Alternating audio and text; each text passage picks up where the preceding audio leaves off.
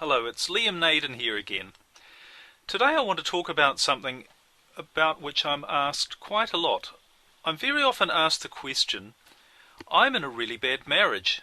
Do you think that it really is possible to fix it?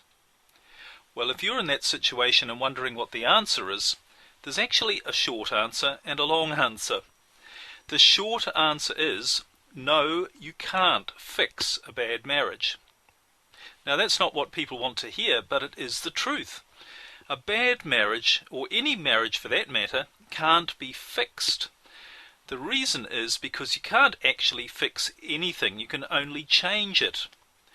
Now, that might sound a bit vague, but what I mean by that, and the difference between fixing something and changing something, particularly your marriage, I'm going to make that clearer shortly, and it's the topic for this week's podcast.